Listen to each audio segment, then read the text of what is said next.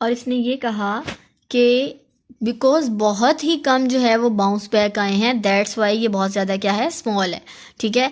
और electrons, because ये positive charge तो दरमियान में आ गया, दैट्स मीन इलेक्ट्रॉन जो है वो यहाँ पर इर्द गिर्द होंगे, दैट्स मीन उसने फिफ्थ पॉइंट ये कह दिया कि जो इलेक्ट्रॉन्स हैं वो रिवॉल्व कर रहे होंगे न्यूक्लियस के गिर्द। और ओवरऑल बिकॉज जितने पॉजिटिव चार्ज है उतने नेगेटिव चार्ज होंगे, ठीक है, दैट्स वाई ये क्या है, न्यूट्रल है।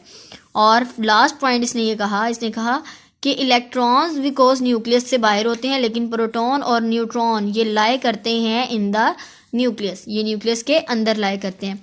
अब इसने ये तो कह दिया कि जी ये हमारे पास रिजल्ट्स थे, लेकिन इसके कुछ डिफेक्ट्स थे, इसके 2 डिफेक्ट्स थे, जिसकी वजह से ये जो है, पहले इसने जो है प्लम पुडिंग थ्योरी को जो है रिजेक्ट करवाया था, ठीक है। अब डिफेक्ट्स इसके क्या क्या थे, इसके सबसे पहला डिफेक्ट ये था कि इसने ये कहा था कि जो इलेक्ट्रॉन्स हैं, यहाँ पर जो इलेक्ट्रॉन्स हैं, उसने कहा था कि वो न्यूक्लियस के गिर्द जो है वो मौजूद तो होते हैं, लेकिन क्या करते हैं कंटिन्यूसली, ये फॉर एग्जांपल आपके पास न्यूक्लियस है, इसने कहा था कि इलेक्ट्रॉन नेगेटिव चार्ज, इलेक्ट्रॉन जो होते हैं वो कंटिन्यूसली एनर्जी रिलीज कर रहे होते हैं, ठीक है।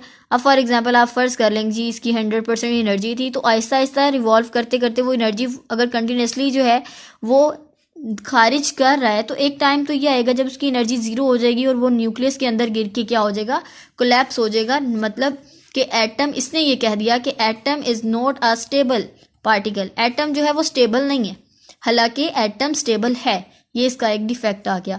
सेकंड इसका डिफेक्ट ये था कि इसने कहा था बिकॉज ये कंटिन्यूसली एनर्जी रिलीज कर रहा है, दैट्स वाई ये कंटिन्यूस जो है कंटिन्यूस स्पेक्ट्रम देगा। कंटिन्यूस स्पेक्ट्रम बेसिकली कहते हैं डिफरेंट लाइंस को, ठीक है, डिफरेंट लाइंस देता है, लेकिन डिफरेंट लाइंस का मतलब ये होता है कि एक पॉजिटिव है, एक रेड है, ग्रीन है, इस तरह डिफरेंट कलर्स की कंटिन्यूस स्पेक्ट्रम होता है, ठीक है। लेकिन बेसिकली जो आता है वो लाइन स्पेक्ट्रम आता है। ये इंशाल्लाह हम लोग बोहर एटॉमिक मॉडल में उसने इसको बहुत अच्छे तरीके से जो है वो एक्सप्लेन किया था, उसमें हम लोग करेंगे।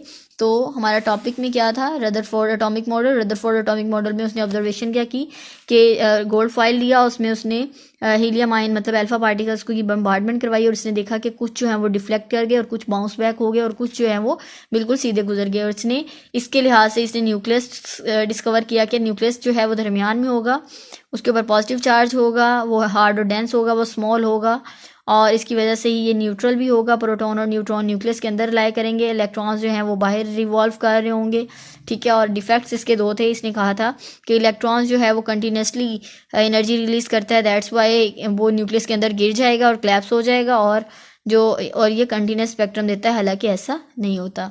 ओके जी, इसको अच्छे तरीके से याद करिएगा। Wish you best of luck. अल्लाह हाफिज़।